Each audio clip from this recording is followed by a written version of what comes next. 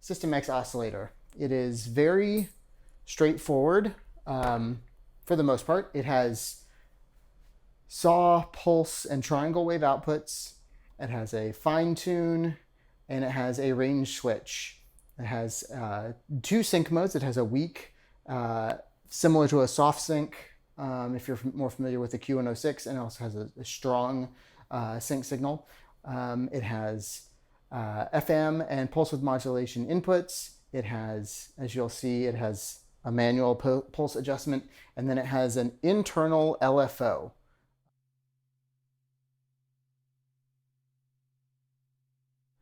Take a look at just basic pitch tracking. So I'm feeding it a MIDI note from my DAW. I'm feeding it a C. And so we're going to open up the filter so we can hear it. I'm going to plug my tuner into the saw wave input. This is, you can see.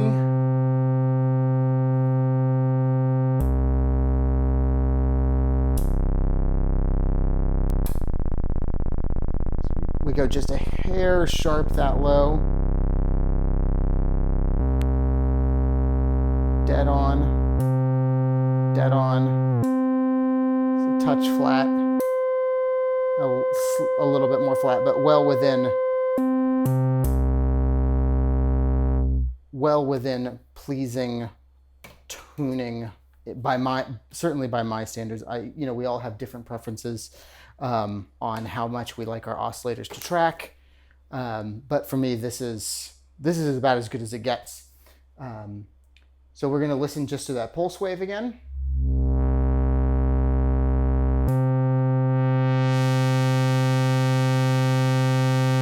I'm going to open the filter all the way up with 0 resonance. This is the 24 dB output, just so we can really see how clean that pulse wave is.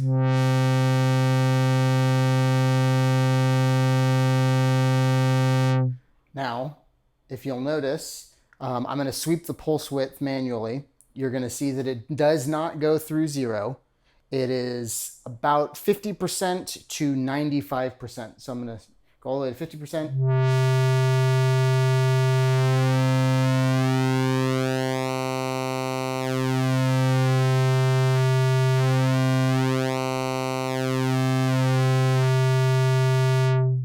So it doesn't, like I said, it doesn't go through 0. Depending on your preferences, that is either a pro or a con. I prefer my pulse width modulation not to go through 0, so it doesn't cut out. But I know that there are a lot of people that like that it cuts out. So again, just like pitch tracking, it's personal preference whether or not that's what you like or not. The saw wave.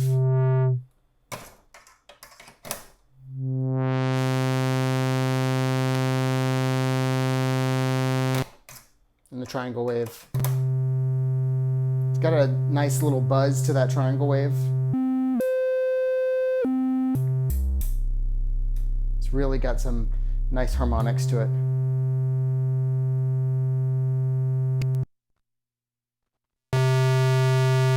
So back to our our pulse. I'm going to utilize the internal LFO. Let me make it so you can see it. The internal LFO, you have a control right here for the LFO rate. The LFO is kind of pre-wired to the attenuators for both pulse width modulation and your FM input. So if you have them both all the way down, the LFO is going to do nothing. If you plug an external modulation source into either of those two destinations, it's going to break that connection, and the internal LFO is going to do nothing. But what it allows you to do that with no other modules,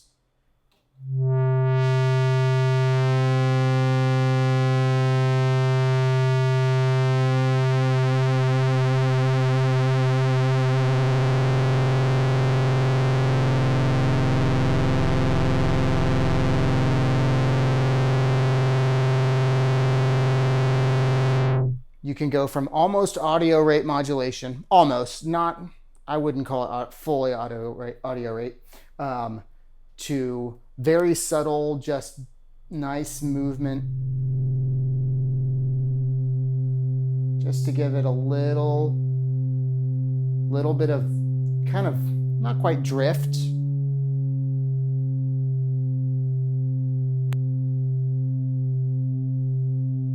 just to give it a little bit of movement to those waves. The same thing can be done for the linear FM.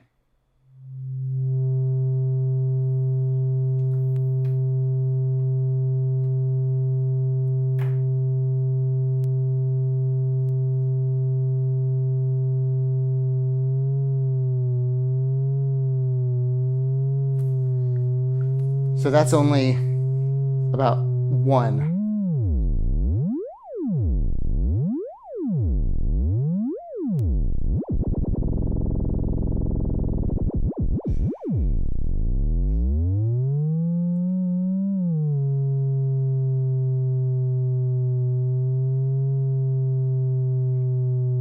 So I'm not a huge vibrato user, but what I've found is a really low LFO rate with just barely any modulation coming from that LFO. It simulates kind of a VCO drift. I'm not going to say that it drifts the way a 901 oscillator drifts. I'm not going to say that, but it does give it a little bit more kind of breath, a little bit more natural sound to it.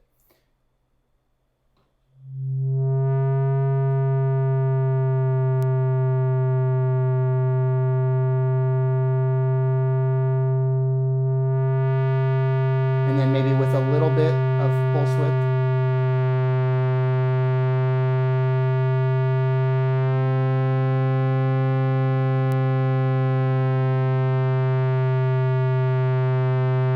Just gives it a little bit of life to even a static drone.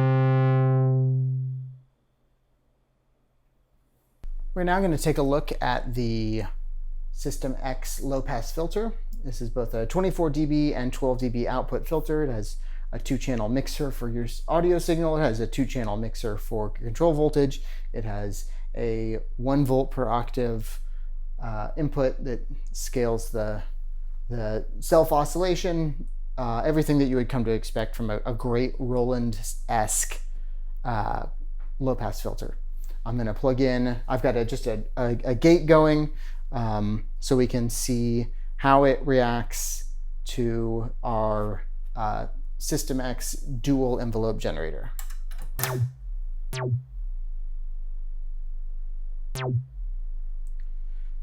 So I have my cutoff frequency all the way down. I've got the attenuation for the envelope going into it all the way up. My signal is all the way up. I've got just a basic pulse wave coming in. I've got no pulse with modulation on it, even with the internal LFO, just to make sure that we're not getting any extra character out of the oscillator right now. I'm just going to let you hear, this is our resonance is all the way up.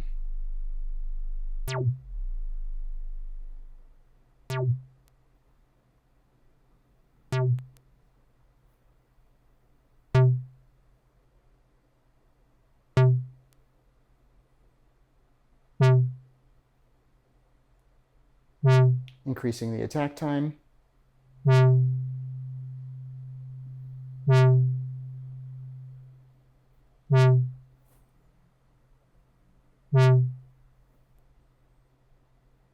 We are in the fast envelope attack.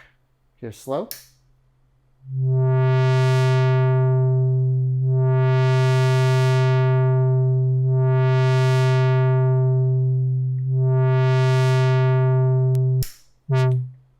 If you notice, I'm going to dial up no attack, just a little bit of decay, very, very stabby envelope shapes, and I'm going to let you hear the difference between fast and slow.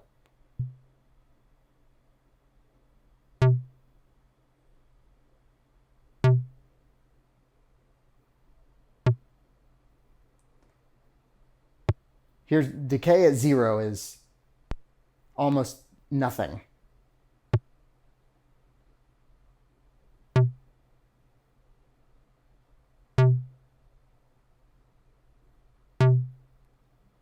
So I'm going to set about 2.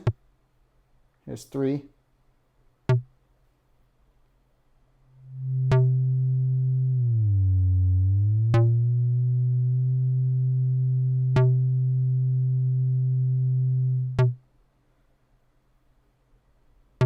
Okay, now I'm going to switch it to slow without changing anything else.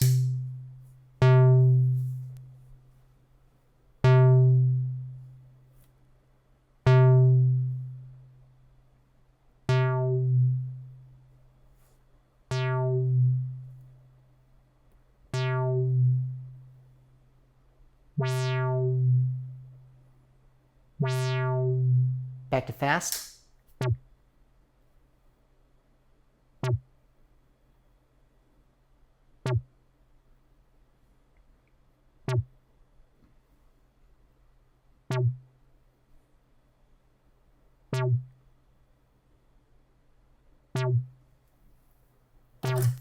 So these envelopes also have negative outputs. So I'm going to switch over to negative. Open up our manual cutoff.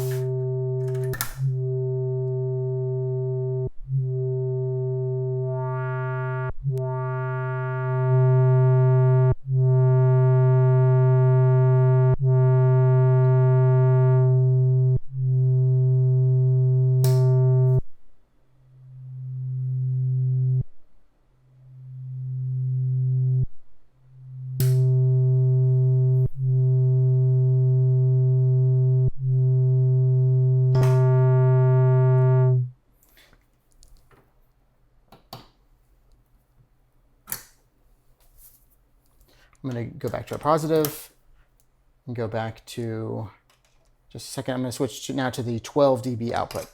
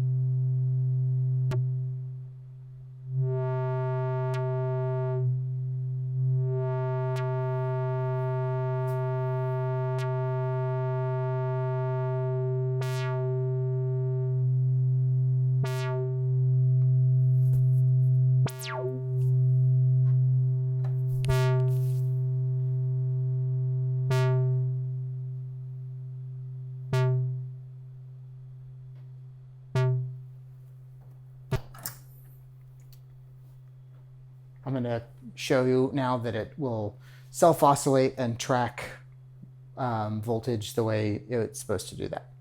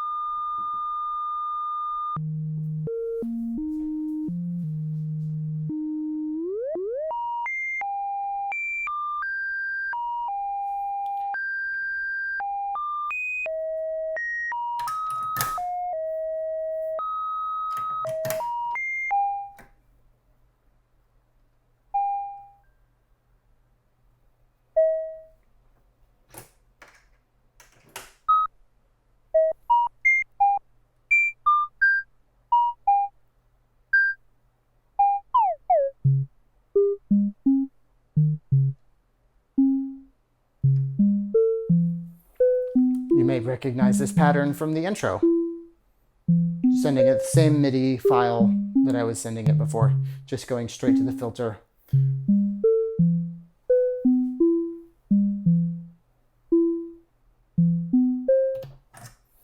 I've got the same sequence running from before. I hope you're not too tired of it yet, but I'll try and make this brief. We have 2 signal inputs and 2 control voltage inputs. One on each of those 2 has an attenuator. We have our initial gain, and then one of the things that makes this amplifier unique is it has both a high gain output and a low gain output. I'm going to turn up our sequence real quick, and I'm going to show you just briefly what the difference between the high gain and the low, or the high output and the low output is. Here we go. Now I've got almost no envelope shape going on right now, actually none whatsoever, and I am sending no envelopes to the filter.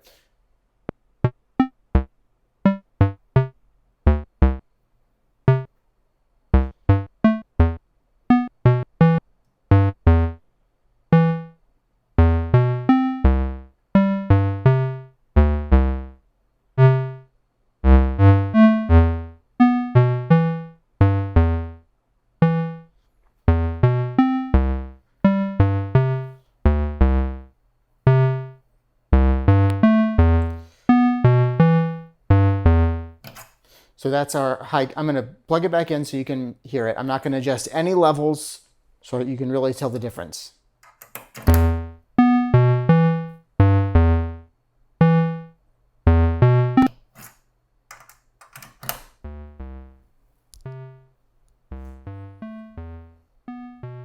So it's a pretty massive difference. You might be wondering, why would I want that? Well, if you're working with sending your modular to outside sources that maybe can't handle that hot of a signal, that having that low output is great.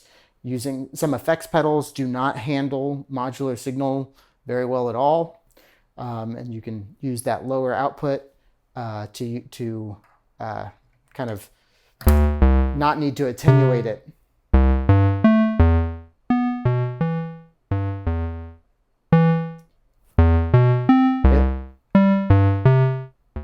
It also has a linear and exponential response switch. So I'm going to start, it's been in linear this whole time.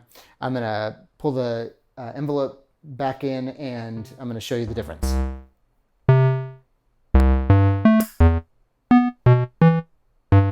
This is exponential.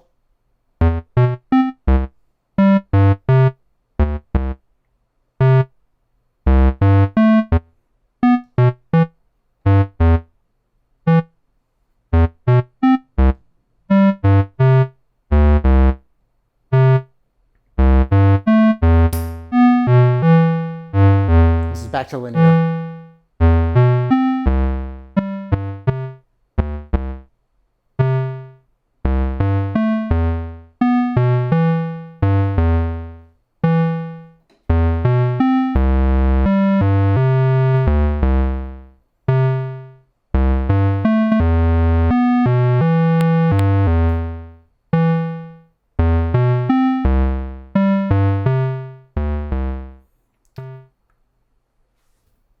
One thing that I really like that I forgot to mention about the dual envelope is when Frequency Central decided to go to a dual from the original single ADSR, Snappy EG as it was originally called. It had the same fast slow switch, and it had the both positive and the negative outputs, but it didn't have a manual trigger button. When they went to the dual and they were able to redesign it, they added it. And I've always liked having a manual trigger button on my envelopes because I can essentially force them to. It's kind of like momentarily forcing your VCA open.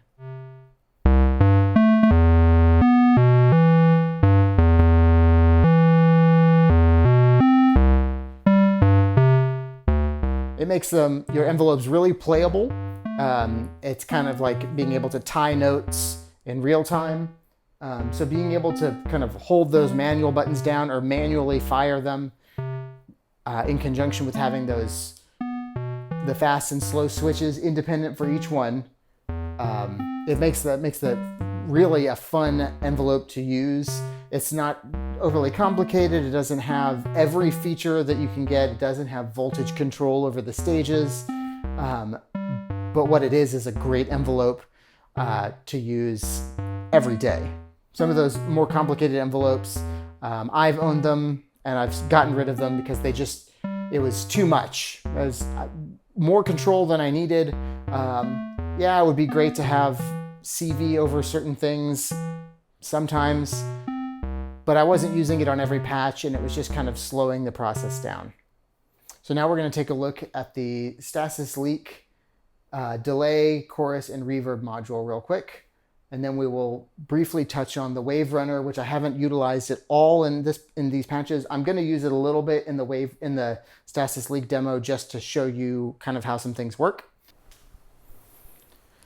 All right, we are now wired back up to incorporate going the same basic signal path that we've been going this whole time. Our oscillator into the filter, no envelope on the filter so I can control it completely manually. Got our dual envelope generator going into the VCA, out of the VCA, the high output into our stasis leak effects module. I'm also currently clocking the effects module externally with a dotted eighth note so we can keep it dialed in. I'm going to start tapping it manually in a minute after I kind of set up what's going on. So we're currently in delay mode. I'm not going to focus a ton on chorus right now because I'm currently only set up for mono. So chorus isn't going to sound that great. The chorus and the reverb modes are stereo. The delay is not. So we'll hear some reverb. It's not going to be as lush as it would be if we're recording in stereo. I'll try and get stereo set up for the individual module review on it. So I'm going to open up our filter.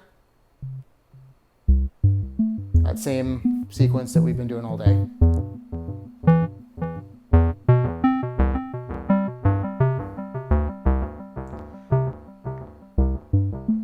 So briefly, in delay mode, actually in all three modes, the four knobs do different things, all basic same functions, but relative to the effect that they're running. So in delay mode, our time is obviously the delay time. Currently, since we're feeding it an external clock to the sync in, the delay knob is not functional. Density in delay mode is feedback. Then you have tone, which is a filter over just the repeat portion or just the wet portion. So I'm gonna, and then we have our wet mix, which is just our wet level. So I'm gonna bring back our filter, and then I'm gonna play with just the tone, so you can hear just how rich, dark or bright the repeats can be.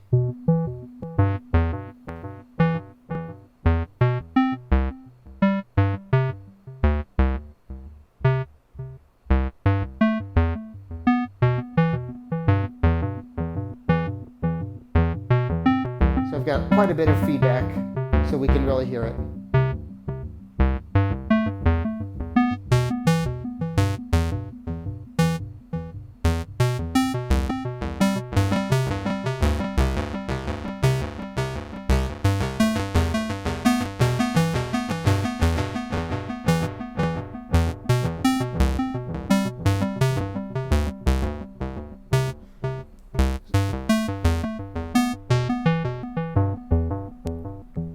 So in delay mode, certainly, that tone control really helps shape, kind of being able to carve out a space for your dry signal to just cruise on through without the repeats getting in the way, which is a problem if you're using, a lot of delay pedals. I mean, Memory Man, any real bucket brigade is going to have that issue, and a lot of effects pedals They may have a lot of analog delay pedals may have a tone control, but the tone control on a guitar pedal is not really as well suited in my taste to kind of rolling off the highs that a modular synth can produce. They're great for guitar and electric piano and stuff like that, but I don't think they can really handle the harmonic content that a modular synth can produce.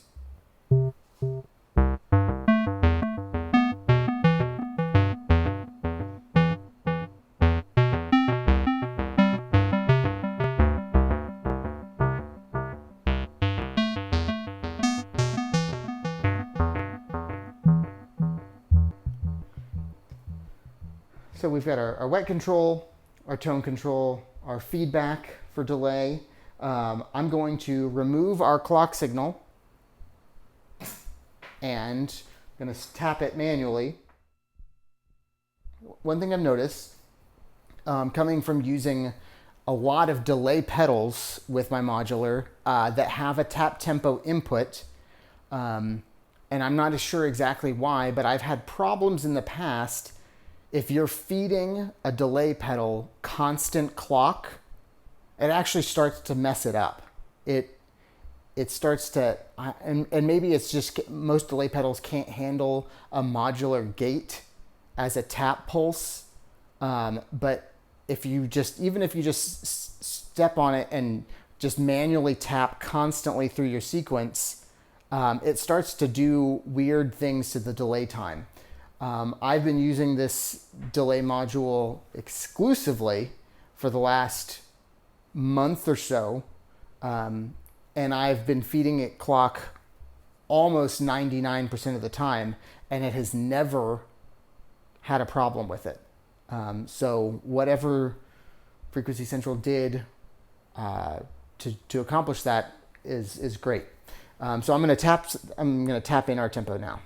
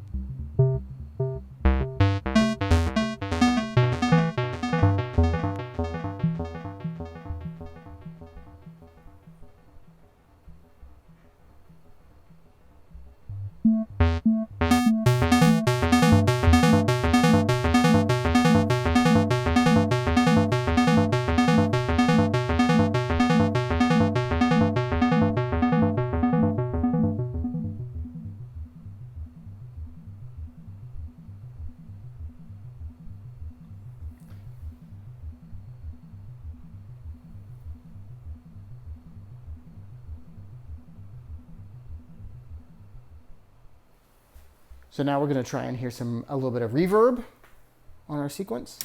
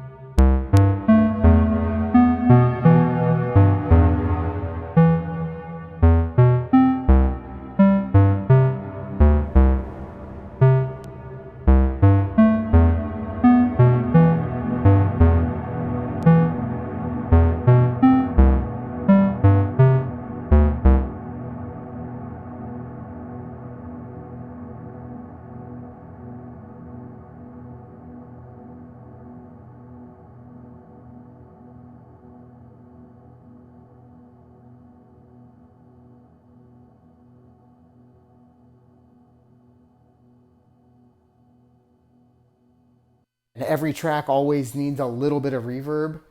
I think it's kind of indispensable to have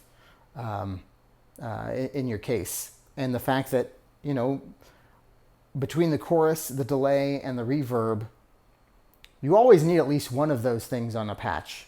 And so I could see having multiple of this module in particular. They don't take up a ton of space. Sometimes FX modules get massive and they have control over everything. This still does have control over just about everything. And we're going to talk about that next. So I'm going to go back to delay because it'll be the most evident.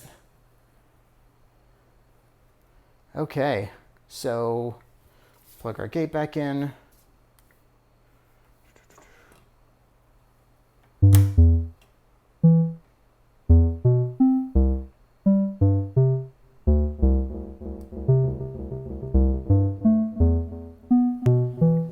So here we're going to use our WaveRunner LFO to generate some modulation for our effects module. So the way this is set up is that if by plugging in external modulation to either the time, density, the time or the density, these two knobs are essentially bypassed and they start to act as attenuators for the incoming CV signal. So what you can't do is you can't dial in your tempo and then give it an LFO with a really subtle amplitude to just kind of give that wow and flutter. You can't do that. But what you can do is you can attenuate your LFO externally and use an offset to get your delay where you want it, but still have a little bit of modulation.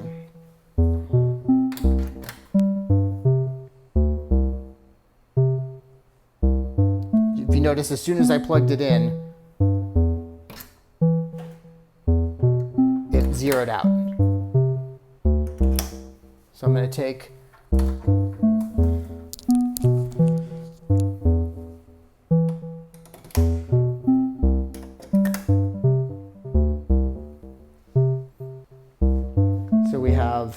this is built on the Electric Druid circuit, similar to the now discontinued SSL tap tempo LFO. Essentially the very similar module with tweaked code, and it does not have CV over every control. It still has a very important CV in. So we'll set our time, frequency, it's got a multiplier, then you've got different shapes. We've got ramp, saw, square, triangle, sine, noise, sample and hold, and then a stepped ramp, or stepped triangle, sorry. We'll just do a sine.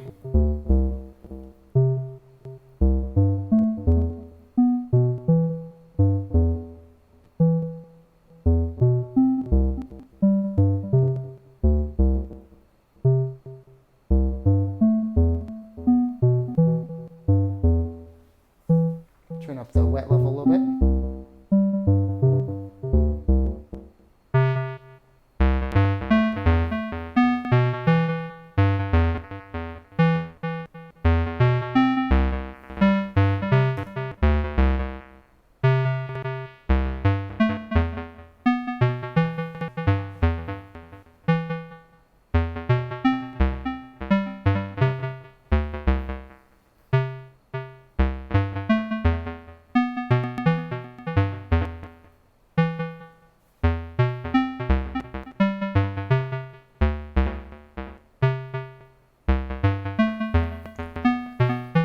So I'm going to take that same modulation. So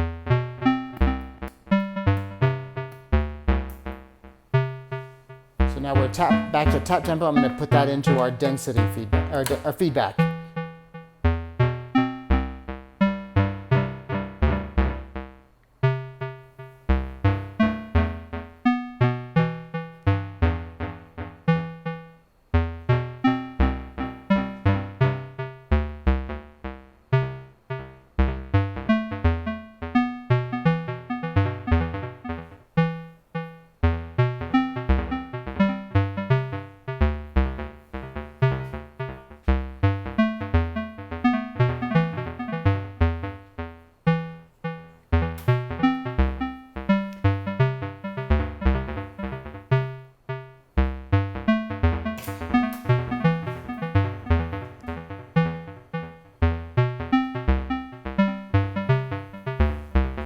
So let's try that same modulation, but in reverb.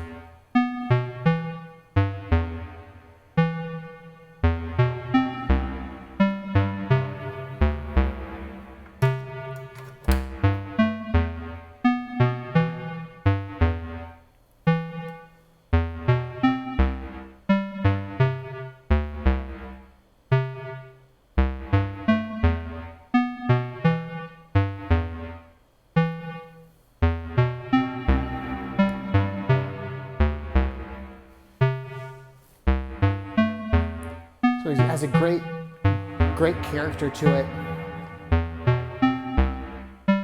And being able to modulate those two things really, I think, kind of brings it kind of into its own territory. And it's only 1 U wide.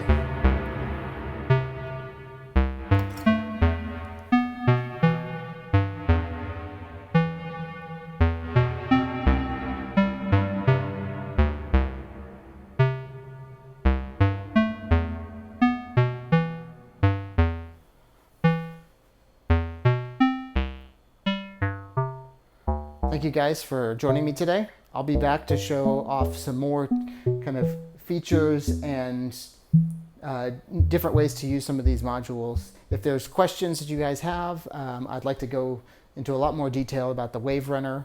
I just kind of wanted to get a basic overview out there for you so you can start to ask questions, and I'll try to address them as they come. Have a great day.